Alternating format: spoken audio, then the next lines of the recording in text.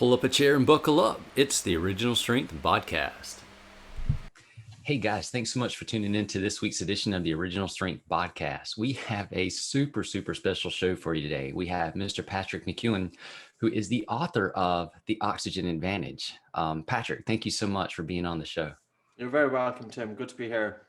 So listen, you are without a doubt changing the world.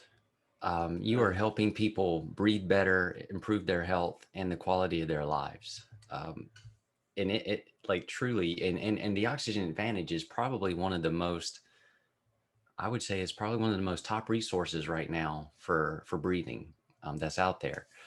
How did you get started in all of this? I came across by accident. It was primarily because of my own health issues. It wouldn't have been an area that I would have taught in. My background was in economics. My background was in the corporate world. But, you know, even though like I was very driven, the corporate world wasn't for me anyway. And I felt that just, I was kind of, I suppose, like many youngsters, you're in your early 20s, you go into a job that you've really no idea where you're going. And at the same time, I had health issues. I had asthma, I had stuffy nose, I had really bad snoring. I had undiagnosed sleep apnea. I was tired, I was stressed, and very common. It's very common. And I came across in a newspaper article to breathe through the nose and to breathe light, not to be taking those full big breaths. And very often, I was doing that, and I was doing it intentionally because I believed, like many others, that the more air we breathe, the more oxygen that gets delivered throughout the body. And the more air we breathe, it has a calming effect on the mind. And I didn't realize that it's actually the opposite that's true. So did you now, and with the Oxygen Advantage, you're teaching the Buteyko method? Correct. Yeah, well, the Buteyko method is focused primarily on the biochemistry. Okay. And with the Oxygen Advantage, we have more freedom. So, like I can't change the Buteyko method. That was my original training. It's a wonderful method, but who am I to change it? At least with Oxygen Advantage, it gave me the freedom to bring in breathing techniques that were beneficial. So for example, we could bring in resonant frequency breathing into the Oxygen Advantage. We couldn't bring it into Buteyko method. It actually conflicts. Changing the pace of breathing doesn't work with Buteyko. It works with Oxygen Advantage. Improving the biomechanics is not part of the Buteyko method, but it is part of the Oxygen Advantage. So the Oxygen Advantage just gave me the freedom to bring in, I suppose, to put a program together that's including the Buteyko method, but also looking at resonant frequency breathing, looking at the biomechanics, bringing in sleep, and we bring in, like, there's more in terms of, the application of breathing. The more that I work with breathing, the more I realize just how deep it is and how much I don't know. It's really vast. Even if you were just to tune in on sleep, that alone is a field in itself. And if we look at the application of functional breathing to sleep and to snoring and to obstructive sleep apnea, that's its own domain. If we look at the application of breathing to performance, such as focus, concentration, quietening the mind, improving resilience, that's its own domain. And if we look at then the application of it to heart rate variability, stimulating the vagus nerve, improving bodily systems, or helping to recover bodily systems disturbed by stress. There's the biochemistry part of it, there's the biomechanical part of it. And just with the Oxygen Advantage, I suppose I wanted to get away from the whole aspects of, in traditional breathing, instructors will work primarily how they were trained. So your yoga instructor, they teach primarily on that domain that they have been trained. Your heart rate variability instructor, they will focus primarily on resonant frequency breathing. Your Buteyko instructor is focusing mainly on the biochemistry. But we can't just focus on one dimension. We have to look at all three. And that's where the Oxygen Advantage gives me the freedom. That's awesome. For your own personal journey, you said that you had your own health issues, the asthma and the stuffy nose and the sleep apnea. Yes. And you read this article about nasal breathing. What was that process like to I guess it was like, I don't know. Was it exciting? Was it just like mind blowing? Like, and how long did it take for you to totally No, I suppose, understand? like I remember reading it. I remember just being curious, and I didn't know, of course, was it true or not, because I knew that I wasn't breathing lightly, and I wasn't nose breathing. I knew that much. Um, I was the kid. If I was at a friend's house, I would be eating and breathing at the same time, and of course, the friend's parents wouldn't be very happy with that. And it's common with children if they have nasal congestion, because the child has to both breathe and eat through the mouth, and it doesn't help with table manners.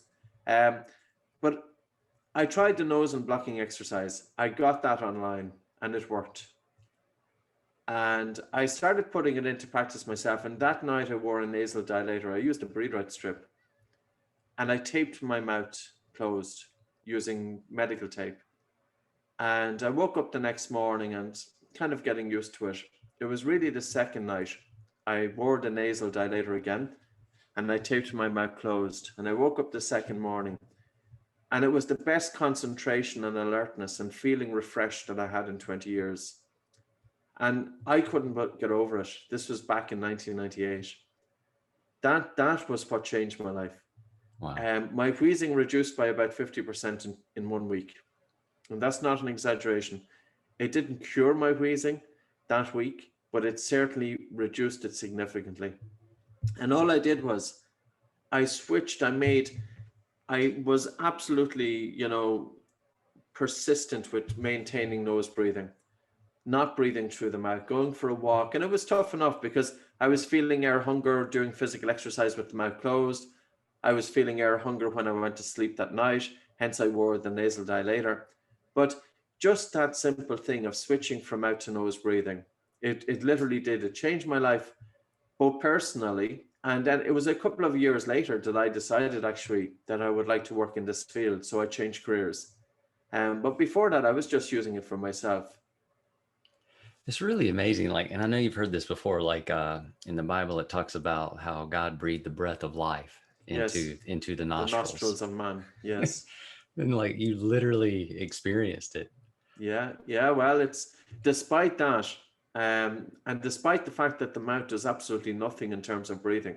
If you were to talk to a medical doctor, and if you said, "Doctor, what does the mouth do for the breath?"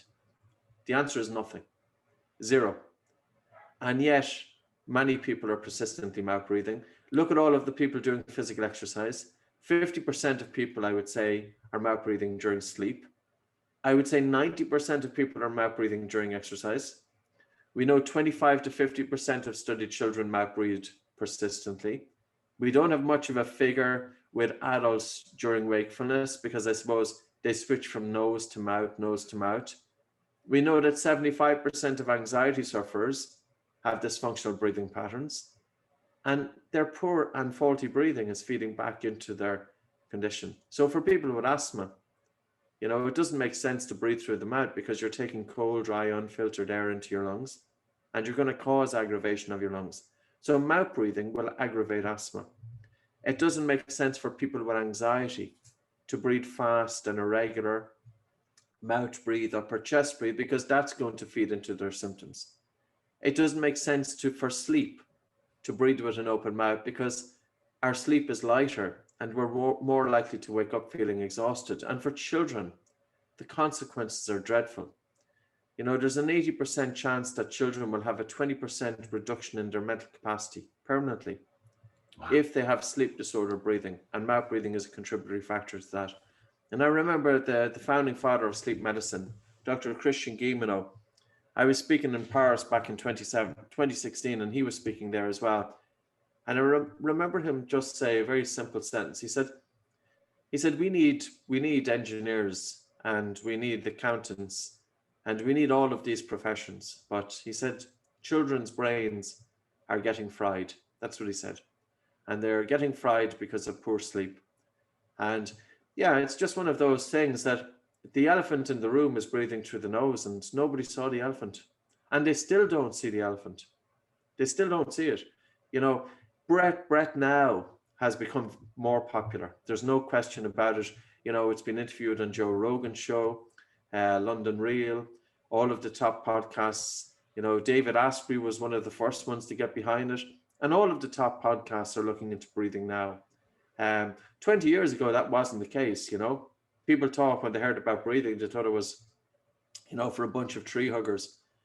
Take a big breath, take a deep breath, and that was about the height of it. You know, so and there's so much information out there.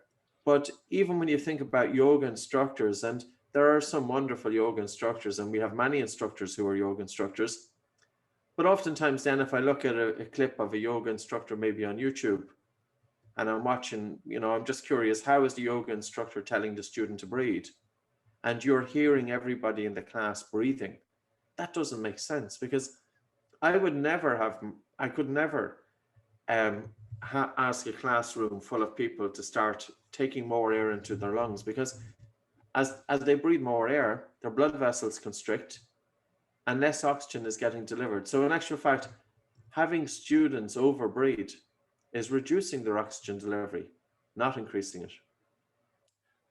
Since you mentioned that, what does it mean breathe light, to breathe right? Yeah, so breathe light, there's a couple of different components to it, but the first one would be, you know, people can have a strong chemosensitivity to carbon dioxide, and carbon dioxide is the primary drive to breathe. And if we have if we are overly sensitive to the accumulation of carbon dioxide, our breathing is faster, our breathing is harder, and our breathing is generally upper chest breathing. So this translates into increased breathlessness during physical exercise, but it also translates into faster breathing during rest. That in turn is going to agitate the mind. And also, on a very simple level, people might have cold hands and cold feet. But if they breathe faster and harder, they're more likely to snore, and the increased negative pressure in the upper airway during sleep, they could have, for example, obstructive sleep apnea. So breathe light is about reducing the chemosensitivity of the body to carbon dioxide. So the foundation of it is to breathe through the nose, in and out through the nose, not to breathe in through the nose and out through the mouth. But nose breathing is the foundation. And then for short periods of time during the day, is to gently soften and slow down the speed of breathing, to take less air into the lungs, to expose the body to higher carbon dioxide, to create a feeling of air hunger. So the individual is gently slowing down their breathing, they take less air into their bodies, they feel air hunger. That's breathe light from a biochemical point of view. And we are exposing the body to increased carbon dioxide in order to reduce the sensitivity of the body to the accumulation of that gas, but also to teach and train the body how to breathe slower. And that works well on so many fronts. You know, you think of the athlete, an athlete might be gassing out too soon. They've got a low Bolt score. And no matter how hard they train, physical training doesn't change your breathing patterns, but it's how you breathe during rest, how you breathe during sleep, that influences how you breathe during physical exercise. So, you know, even just looking at the breath, if we get an athlete in with a Bolt score of 10 seconds, and many athletes with a Bolt score of 10 seconds, those athletes are breathing too hard for a given intensity of physical exercise. They are wasting energy unnecessarily. They are not economical with their breathing. They are more likely to have respiratory muscle fatigue. They are gassing out too soon. And also, the harder you breathe, it doesn't increase oxygen uptake in the blood or in the muscles. So, for example, if you're breathing fast and shallow and through an open mouth, proportionately, there's a lot more air wasted in dead space, because not all of the air that we take into our body reaches the small air sacs in the lungs for gas exchange to take place. Of every breath, the last 150 mil of air stays in dead space, stays in the nasal cavity, in the throat, in the trachea, in the bronchi, the bronchioles. So how do we optimize alveolar ventilation? Well, one is we reduce the chemosensitivity of the body to carbon dioxide. That in turn reduces breathlessness. Number two, we focus on breathing low. We focus on greater amplitude of the diaphragm, but without over breathing. So it's not about telling somebody, now I want you to breathe with, lateral expansion and contraction of the lower ribs. But in the process, you hear people taking these full big breaths. Then you know that those individuals, they are focusing on the biomechanics, but they are sacrificing the biochemistry. So instead, I use the acronym to breathe light, breathe slow, breathe deep. So light breathing is about breathing less air to improve the biochemistry. Breathe slow to down to a frequency of say 6 breaths per minute to stimulate the vagus nerve, to exercise the baroreceptors, to increase heart rate variability, to improve resilience, and breathe deep with lateral expansion and contraction of the lower ribs. And then we bring that functional breathing from rest into physical exercise. Like, how should you breathe when you go for a run? Does it make sense to mouth breathe fast and shallow breathing? But mouth breathing is inevitably faster breathing because there's less resistance to breathing. And mouth breathing is upper chest breathing. So the mouth is connected with the upper chest. And even just from a psychological point of view, mouth breathing is something that our ancestors did in terms of fight or flight.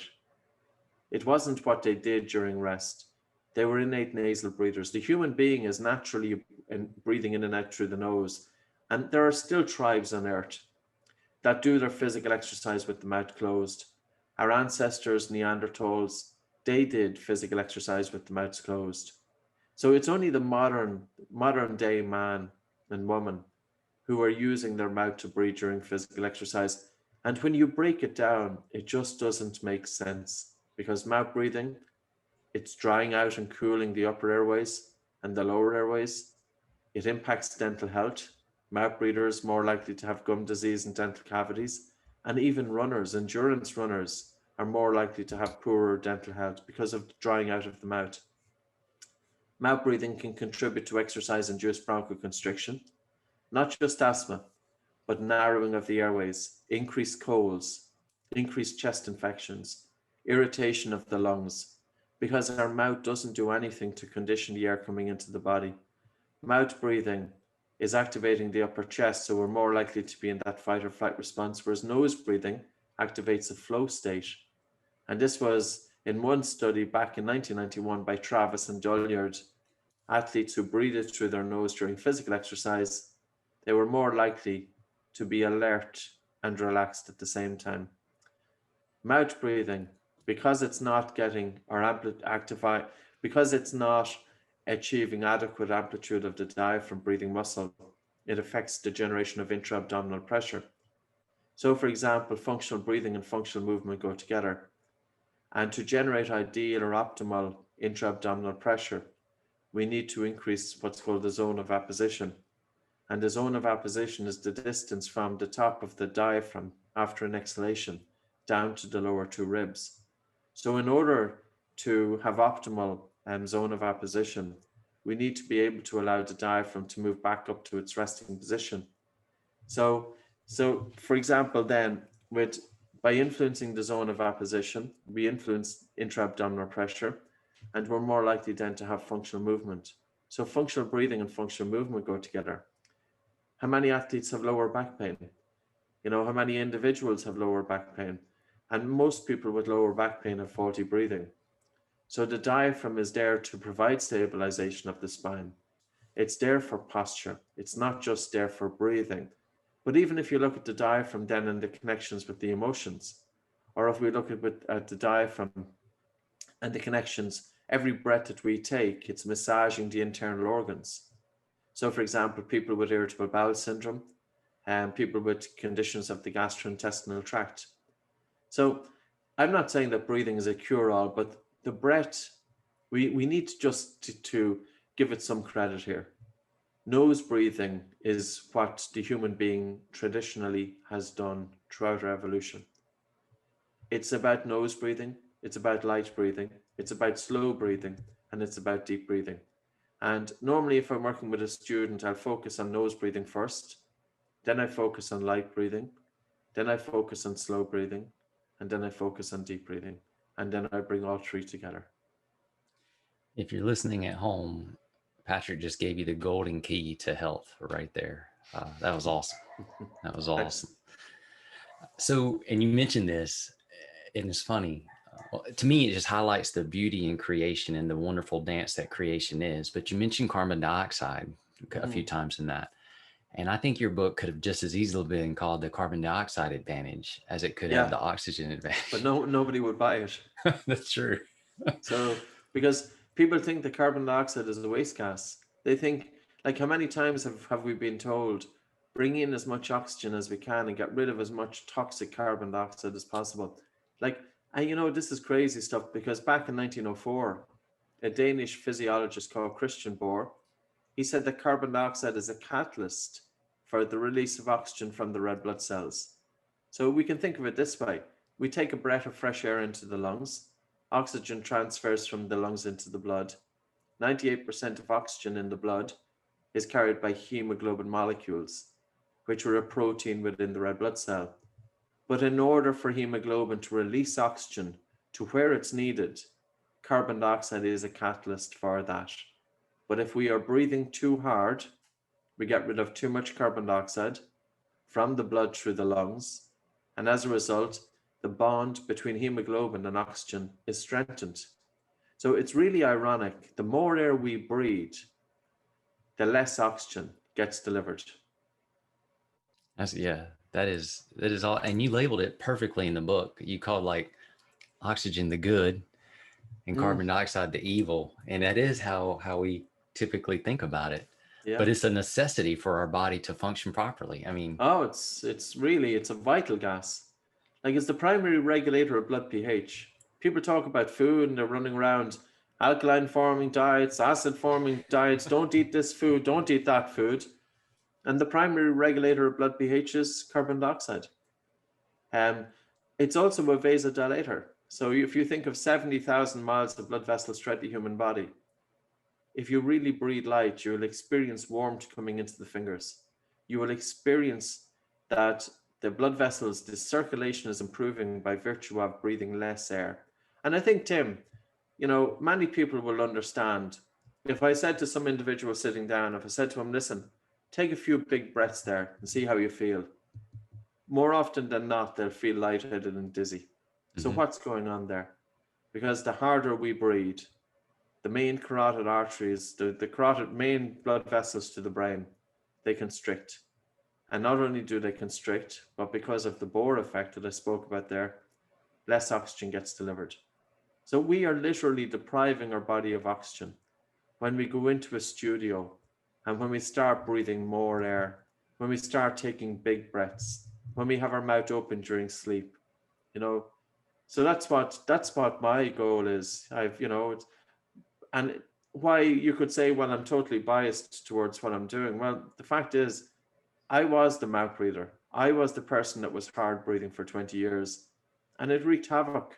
It absolutely, and it really reduced quality of life, because I was a child and a teenager and in high school and in university. And for me to get my grades, I had to study so much longer than my peers because my sleep quality was affected. And I was also in that state of fight or flight. We know that chronic overbreathing, getting rid of too much carbon dioxide, it arouses the central nervous system. And as a result, then the individual is more likely to be in that sympathetic tone. And we're expecting then, society is expecting children, teenagers to achieve good grades as a measure of their intelligence. But there's no recognition put on how is this child or student, how is this child or teenager breathing during their sleep? How is this child or teenager breathing during the day? Because that's going to influence grades.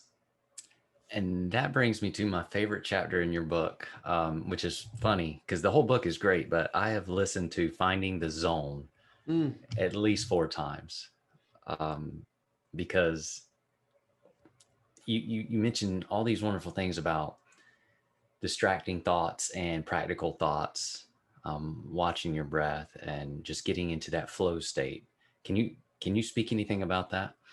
yeah, so like, it's how common is it for people that they are living in their heads? Their attention is totally in their head. And every now and again, they bring their attention into the present moment. They may go to a restaurant, they have a lovely meal put in front of them, and they have a glimpse of it. For a brief moment, they see the meal, and then they lift up and they take a biteful of that dish, and they taste it. So for a brief moment, they taste the meal, but then their attention goes back up into their heads, Mm. and they're living there. And most of Western society, including myself, I lived in my head. I was constantly lost in thought. And I think part of that was due to fatigue. I think part of that was the belief that it's good to be thinking a lot, because our Western education puts so much of an emphasis on thought, on thinking. And a student who's not thinking things through, that student gets into trouble. But it's okay to teach people how to think, but we also need to teach them how to stop thinking.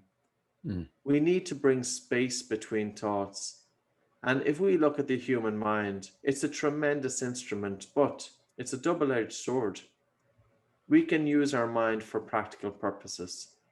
We can use the mind to decide on a course of action, to choose. But then we need to bring some space to the mind. However, most of us don't breathe space to the mind. We are living in thought, we are caught in the mind, and we are constantly thinking. And often the thoughts that's going through the mind are repetitive, incessant, self critical.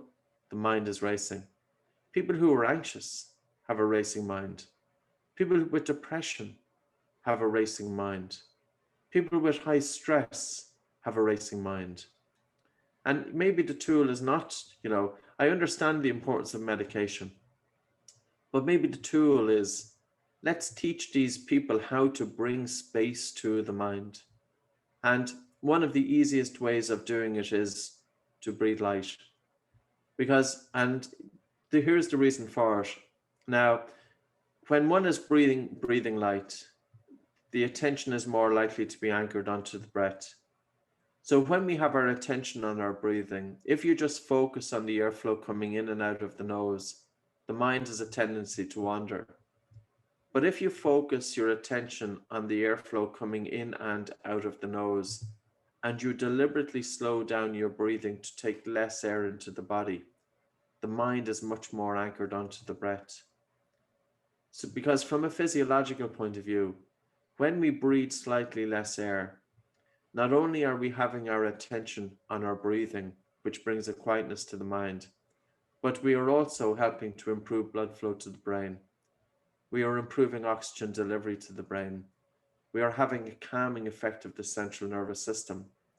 We are slowing down breathing, especially the exhalation during rest. So the body's relaxation response is activated through the exhalation. If we have a really relaxed and soft and slow, prolonged exhalation, the information communicated from the body back to the brain is that everything is okay. And the brain then is going to communicate that information then to the body. So there's a feedback from the body to the brain and vice versa. Because throughout our evolution, whenever we were stressed, we never had slow breathing. Stress is always accompanied by fast breathing. And people who breathe faster are typically more stressed. They typically have a greater agitation of the mind. So we cannot just be doing mindfulness. 2010 to 2013, I had about 3,000 people, and I called it mindfulness and functional breathing patterns. Mindfulness was developed 2,500 years ago. We lived entirely different then than how we live today. You think of the amount of attention and distraction now, the amount of information overload, the challenges that we are now experiencing. Think of all of the youngsters and the young girls, more so with girls now than boys, who are committing suicide as a result of mental health problems. Think of the pressures that those companies such as Instagram and Facebook are putting on young kids. Those companies have a huge role to play in terms of improving mental health, and they don't really care. because ultimately for those companies, it's about the dollar, it's about the bottom line. But if our children are spending 2 and 3 hours per day consumed, encapsulated on a platform with information and images and likes, what is that doing to the minds of these individuals? And that's why I think the breath is something that's really, really important.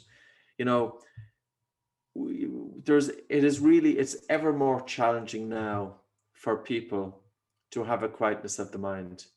And we could say there's a number of ways to bring quietness to the mind. And of course, the breath is absolutely one of them.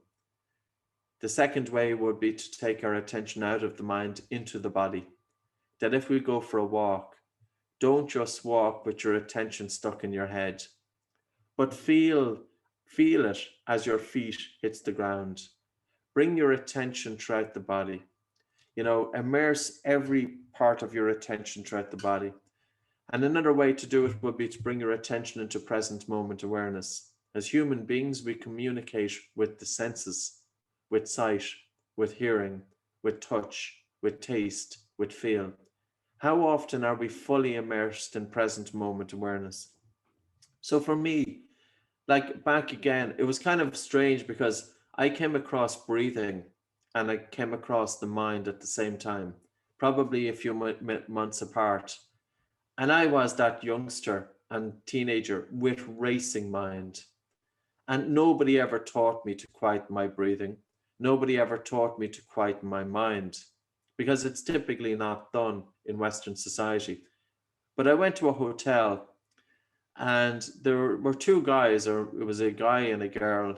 They were giving a course on present moment awareness. This is back in 1998. And I sat there for 2 hours. Now, and I listened to them. And yeah, I was listening to them for information, but I didn't realize that it was the space between the information, that whatever happened, and I've no idea what happened, but when I left that room, I walked down a street in Dublin called Grafton Street. It was the first time that I actually saw the street. I saw the street. I can remember vividly walking down that street. I remember the colors. I was listening to the sounds because it was the first time that I had ever remembered, probably since I was a child, that I had a quietness of the mind. And that was because I immersed myself in 2 hours to two individuals, and I had to bring that quietness to the mind. Now, the next morning, my mind was a wreck again, but I had a taste of it. And it just gave me, and I knew that something, I never knew what was quite, because how do you know, you might feel, well, something just isn't quite right, but what is it? And 30 years, it's almost, 1998, so you're talking about it's 22 years later. I would say that the two best things that I ever did was the ability to bring some quietness to the mind, the ability to, no matter what's going on in the day, take attention out of the mind onto the breathing, because the breath is always that constant. And the breath is always that companion that when the mind is racing, don't live stuck in the head. And, I understand for people who have anxiety, because I've worked with them and I've made plenty of mistakes. And I understand the frustration that you start focusing on the breath and the mind wanders, and you focus on the breath and the mind wanders, and you focus on the breath and the mind wanders. That's where we can do breathing recovery exercises, small breath holds, holding the breath for brief periods of time. You could do box breathing. You could do, for example, just relaxation. Do nose breathing. Go for a walk with your mouth closed. Have your hands either side of your lower ribs. Do a lateral expansion and contraction of the lower ribs, because slow breathing, nose breathing, low breathing using the diaphragm, all of that helps to bring a calmness to the mind. So it's not just about the psychological aspect about mindfulness. We need to bring in functional breathing. Like, you could have somebody who is focusing on their breath during the day, but going around with their mouth open, irregular breathing, faster breathing, upper chest breathing, sleeping with their mouth open. They are not going to get the benefits of it. Mindfulness does not change respiratory physiology. And in the literature, 75% of people with anxiety have dysfunctional breathing patterns. That's what it is. That is the Wow. figure. Now, Mm. I gave a talk to psychotherapists, and this is going to give you an example of we as human beings, how closed we are. I gave a talk and I spoke about, and I said cognitive training is absolutely wonderful, but I said it doesn't change respiratory physiology, and it doesn't. And this has been studied. So you could have a group of clients going to a psychotherapist. Psychotherapist is doing wonderful work in terms of CT or CBT, but the respiratory physiology is not getting addressed. And as a result, there's something missed here. And I explained that to the group of psychotherapists. And I said it's really important to look at two things: look at breathing and look at sleep quality. And I'll talk about sleep quality in a moment. I gave the talk, and at the end of it, the psychotherapists weren't interested. And the reason being is because they thought that I wasn't interested in cognitive training. And that wasn't the case. But that gave me an insight into human beings. We are very resistant to change. We are very Yes. tunnel vision. We are very much in our own silos. And we only concentrate on what we've been trained in. And then that makes sense, because you could ask, why doesn't the medical doctor talk about nasal breathing? Why doesn't the dentist? Because mouth breathers have more gum disease, more dental cavities, more bad breath. All mouth breathing children develop crooked teeth. Mouth breathers, their jaws, their face, it doesn't grow to the full extent, or it doesn't grow as naturally as it should, as if the mouth is closed. So yeah, that was one thing that I learned there. And so I would say, if any listeners, if they have anxiety, if they're prone to panic disorder, if they're prone to depression, really give breathing a shot, and don't expect results overnight. But I'll tell you this: I lived stuck in my head for 20 years. It's not a nice place to be, because all you're doing is living in thought. You're missing out on everything that life has to offer, because if we go around stuck in our head, how can we see what's in front of us? Aside from a brief glimpse every now and again. As I said, when we go into the restaurant, we look at the meal, we have a brief glimpse of it. For a moment, we are out of the head. And then we take a bite of that meal. For a moment, we are out of the head. But then we are back lost in thought. How can we have relationships if we're stuck in the head? How can we be creative, intuitive? How can fresh and original thinking arise if there's no gaps between thoughts and if the mind is racing? You know, we are trained how to think. We are trained how to analyze. We are trained how to break information into tiny pieces. We are trained how to think, but we are not trained how to stop thinking. And when we think of somebody with a racing mind, their mind is full of distractions. They have thought after thought after thought.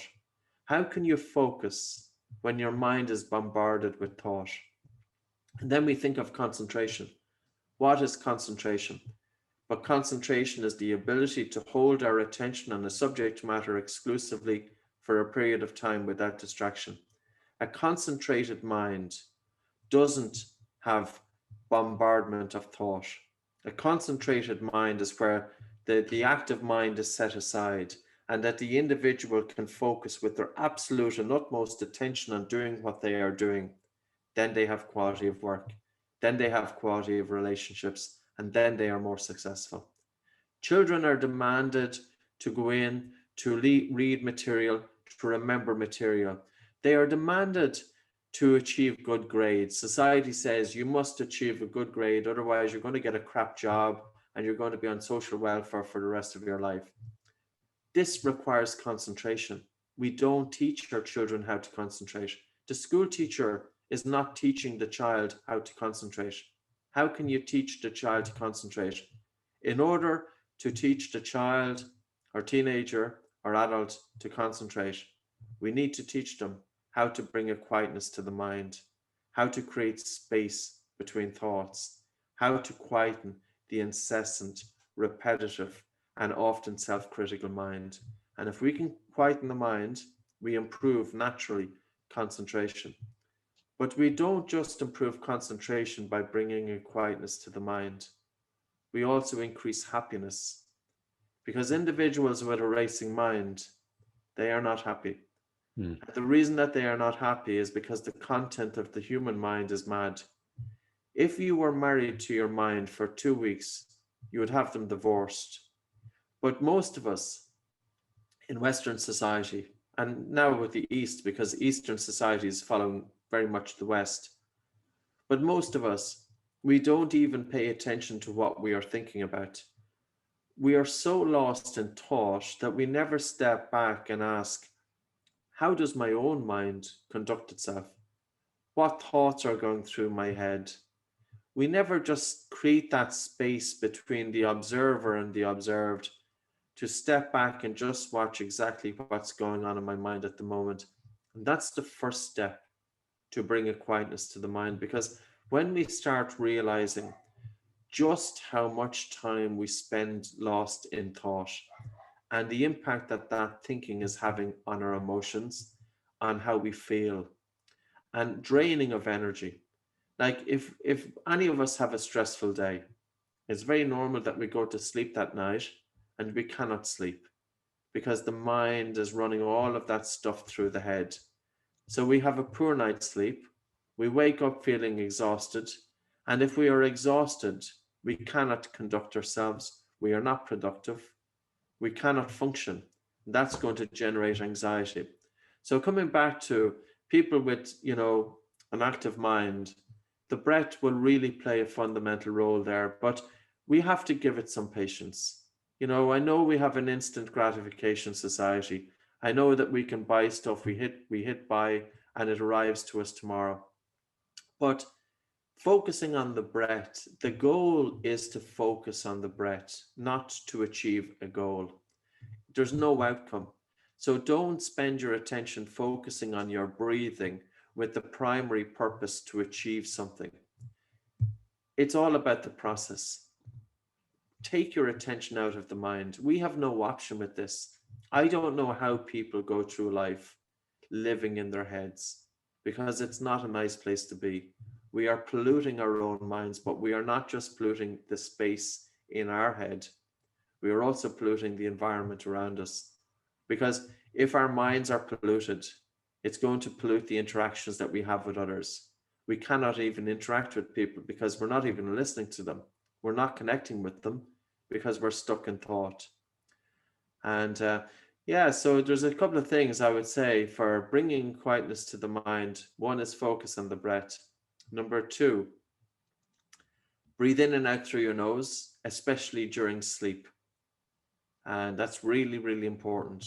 Number three, learn to change your breathing patterns to breathe a little bit less air, but be careful when you slow down your breathing and you feel suffocated.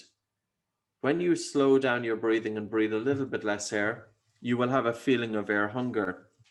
But for some people, that feeling of air hunger or that feeling of suffocation could put them into a fight or flight response. So if you have a very strong reaction to the feeling of air hunger, then gently soften your breathing for about 15 or 16 seconds, and then take a rest for about a half a minute or so, and then gently soften your breathing for 15 or 16 seconds. It's very good to give yourself a teaspoon of air hunger, because people with panic attacks, people with agoraphobia, oftentimes it's the feeling of suffocation that's the driver of their symptoms.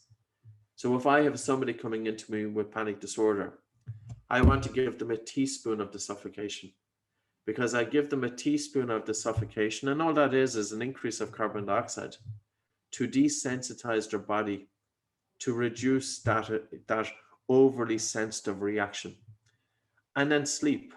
So yeah, I think it's we have a long way to go here, and I've just written a book looking at women's, with different chapters, women's breathing, all the stuff that I haven't included in the Oxygen Advantage. The Oxygen Advantage book is kind of performance based, but I've just completed 140,000 words. So included in that, women breathe differently than men. And that's been known since 1915. and because of hormonal changes, especially younger women. So the monthly cycle, for example, days 10 to days 22. So it's the deluteal phase post-ovulation, that because there's an increase of a hormone called progesterone, and that's a respiratory stimulant that causes their breathing to be faster and harder, carbon dioxide levels can drop by 25%. And this in turn will contribute to fatigue, pain, exhaustion, um, anxiety. So the female that's going through this is literally going through this for 2 weeks every month. And the breath is playing a role there. And if the female realized to slow down their breathing, to breathe through the nose, to improve their breathing patterns so that when they come into day 10 to day 22, their body doesn't react the same way. When we overbreathe or have fast breathing or harder breathing, it increases pain perception and it reduces pain thresholds. The human body, you know, our breath can influence so many different conditions. And, I'm not saying that this is a cure-all, but even if we were just focusing on one dimension of breathing, if we were to focus on resonant frequency breathing, look at the impact of improving heart rate variability on the autonomic nervous system, the automatic functioning of that body over which we don't have to think about. And traditionally, it's got two branches. It's got a parasympathetic response. It's got a sympathetic response.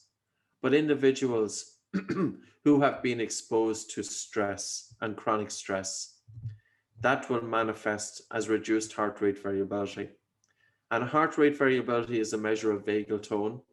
And the vagus nerve is wandering throughout the body. And it innervates all of the major organs. And it feeds most of this information back to the brain.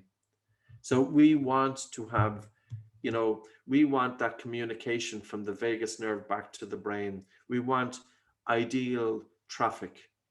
And if that's not the case, if the vagus nerve isn't doing the job that it's supposed to do, the autonomic nervous system is negatively affected. So individuals with post-traumatic stress disorder, with anxiety, with depression, with poor physical fitness, with asthma, with COPD, with irritable bowel syndrome, with hypertension, with hypotension, with diabetes type 1, with fibromyalgia, and the list goes on. Typically, they have reduced heart rate variability. And that's a measurement, as I said, of resilience. And we can improve that for those individuals via the breath. And that's where the research is at. So, put in heart rate variability, and it's not just enough to focus on slowing down your breathing, but increasing heart rate variability is a clinical marker of stress in the human body. If somebody goes to their doctor and they say to their doctor, "Doctor, I'm stressed out," literally the doctor has no way to measure how this stress is impacting that person, but they could measure it via HRV. So HRV is a measurement, but the question is, how can we improve it? How can we improve heart rate variability? Nose breathing during sleep, reduced volume breathing, breathe light with hypercapnia, increases HRV. Breath hold exercises, stimulates the vagus nerve. Slow breathing to a cadence of between 4.5 and 6.5 breaths per minute increases HRV. So, the power of the breath is there. And the research is starting to come up. The science is starting to catch up, which is good. That is amazing. So earlier, guys, I said that if you were listening, Patrick gave you the golden key to health. But really what he just gave you there was the golden key to being. And it's amazing. Everything you just said that's life-changing for anybody that's able to take it in. It's really world-changing. Yeah, I think it's sometimes the simple things don't get considered, and both the breath and the mind, think less and breathe less. Yeah, yes. So you just mentioned you have a new book coming out. Do you know what you're going to call it? Yeah, it's going to be called Breathing. I can't remember what the subtitle is, and it'll be probably about, yourself 6 months before it's on shelves. Okay. But this is a big one in terms of the work that's gone into it. It's a little bit scientific. So I'm always trying to get that balance, because when you're talking about breathing and you want to show the information, you want to show the connections there. And like the oxygen advantage was relatively, technical, but I think it's accessible. So I'm hoping to make this a little bit more accessible before it gets out there. So if people want to know more, I know they can, obviously they should get a copy of the Oxygen Advantage, but if they want to train with you or go to your teachings, what can they do? Yeah, so for health, for people with asthma and respiratory conditions, or people with panic disorder, anxiety, or sleep issues, go to buteycoclinic.com. And I give 2-hour classes to guide people through the exercises. We also do instructor training.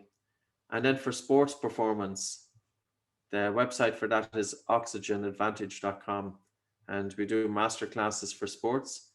And we also do we do instructor training there as well. So yeah, so there's quite a lot of information on both websites. Awesome. Patrick, this has been fantastic. Thank you so much for being on the show this week. You're very welcome. Thanks, Tim. Hey guys, thanks so much for tuning in to this week's edition of the Original Strength BodCast. Now, go close your mouth and breathe in and out through your nose.